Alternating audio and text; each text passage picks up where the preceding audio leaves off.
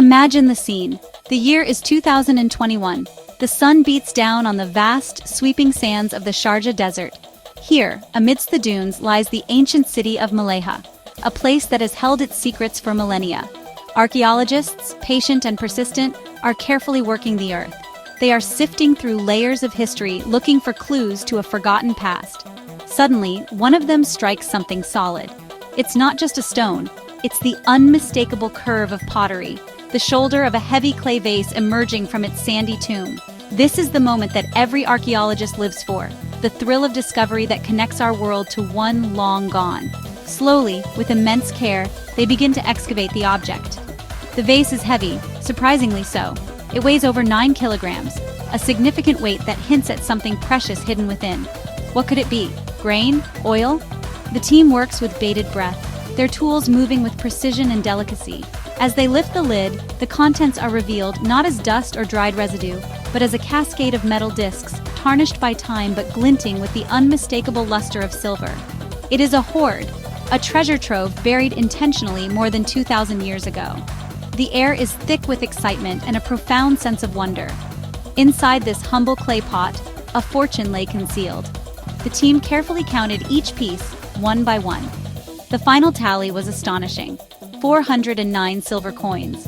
Each one was a small, dense piece of history, a physical link to a bustling world of commerce and empire. For the archaeologists on that day, this was more than just an academic find. It was a deeply personal connection to the people who walked these lands so long ago. Who buried this vase? Were they a wealthy merchant, hiding their savings from a looming threat? Or was it an offering to the gods, a prayer for prosperity?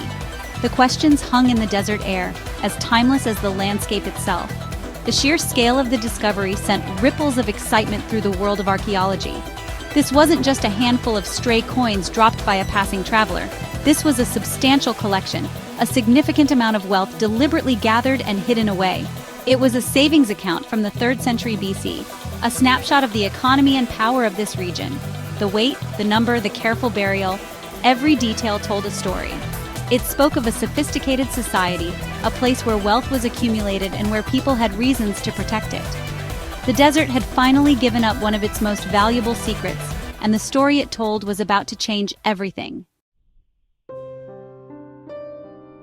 As experts began to study the coins, a fascinating narrative started to unfold.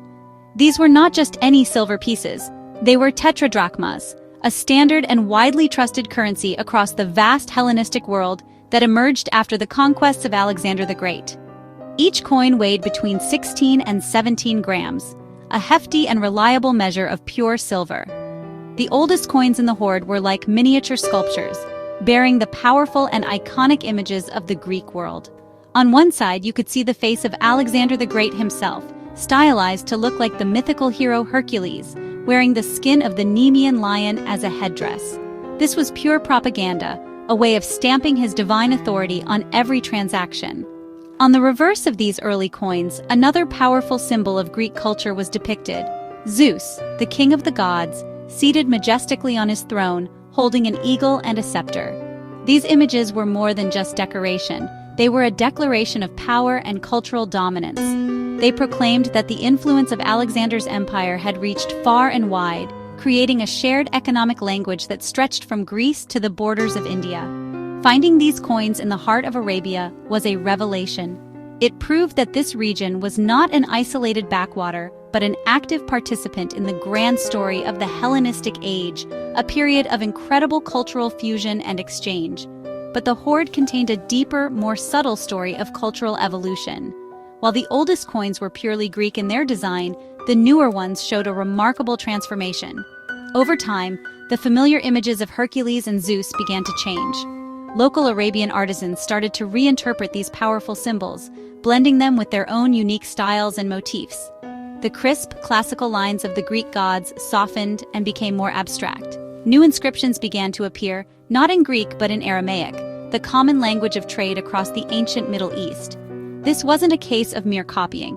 It was a confident act of cultural adaptation. This blending of styles is incredibly significant. It shows us that the people of ancient Arabia were not passive recipients of Greek culture. Instead, they were taking these powerful symbols of a foreign empire and making them their own. They were stamping their own identity onto the international currency of the day, a sign of their growing confidence and importance on the world stage. The coins became a canvas where two great cultures met, mingled, and created something entirely new. It's a powerful reminder that history is not just about conquest, but also about conversation, adaptation, and the creation of unique hybrid identities that define an era. The discovery of this coin hoard shines a brilliant light on the place where it was found, the ancient city of Malaya. This was no mere desert outpost.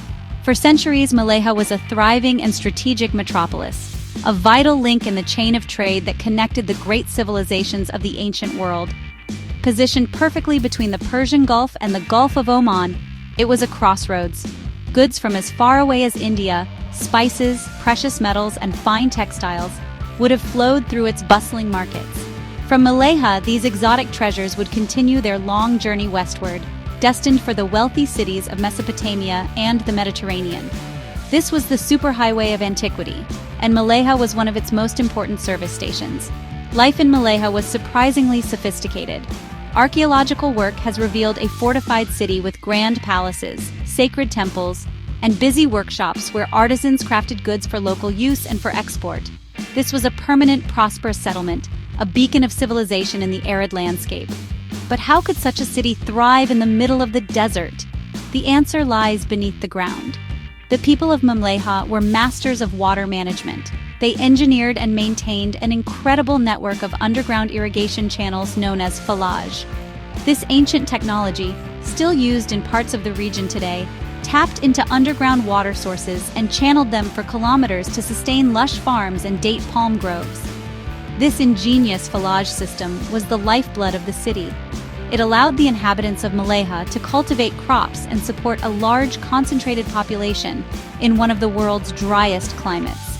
It demonstrates an incredible level of social organization, engineering skill, and a deep understanding of the natural environment. The existence of such a complex agricultural system completely overturns the old idea of ancient Arabia as a land of wandering nomads alone.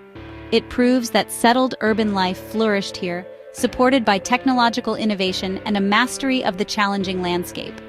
Malaya was not just a place people passed through, it was a destination, a center of production and power in its own right. The coin hoard, therefore, fits perfectly into this picture of a prosperous and well-connected city. The silver tetradrachmas were the hard currency that oiled the wheels of this international trade. A merchant in Malaya would have used these very coins to buy incense from southern Arabia, which would then be sold to a trader heading for the Roman Empire. The wealth generated by this commerce is what funded the construction of the city's palaces and temples. The vase of silver, buried for safekeeping, represents the profits of this globalized economy. It is a tangible piece of evidence for Malaya's central role as a bustling cosmopolitan hub in a deeply interconnected ancient world. The significance of the Malaya hoard extends far beyond the borders of Sharjah.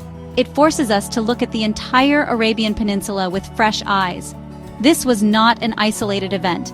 Similar discoveries of Hellenistic-inspired coins have been made in other key locations around the Gulf, including in Bahrain and Kuwait. Each of these finds adds another piece to the puzzle, revealing a widespread and sophisticated monetary network that spanned the region. Local kingdoms and city-states were minting their own versions of the Greek tetradrachma, each with its own local variations, creating a shared economic language that facilitated trade across vast distances. This was a region bound together by commerce, not divided by desert. For a long time, historians believed that the influence of Alexander the Great and the Hellenistic culture that followed him was mostly confined to the Mediterranean basin, Mesopotamia, and the lands stretching east towards northern India. Arabia was often seen as being on the periphery, a vast and empty space on the historical map, disconnected from the great empires of the age. This discovery, along with others like it, completely shatters that outdated view. It places the Arabian Peninsula right at the heart of a global system of trade and cultural exchange. It was a bridge between East and West, a vital conduit for goods, ideas, and people. The story told by these 409 silver coins is one of active participation, not passive reception. The people of ancient Arabia were not simply consumers of foreign culture. They were creators and innovators. They took the most powerful international brand of their time, the image of Alexander the Great, and they remade it in their own image, for their own purposes. This demonstrates a confident, outward-looking society, engaged with the wider world on its own terms. It speaks of local rulers who understood the power of symbolism and used this international currency to project their own prestige and authority across the trade routes they controlled. Ultimately, this heavy clay vase from the Sharjah desert does more than just tell us about a hidden treasure. It fundamentally changes our understanding of Arabia's place in world history. It pulls the region from the margins and places it at the center of the story. It reveals an ancient past that was not isolated and remote, but dynamic, sophisticated, and deeply connected to the great currents of human history. The sands of Malaha have given us a new chapter in the story of civilization, reminding us that there are always more secrets buried beneath our feet, waiting for the right moment to emerge and change the way we see the past.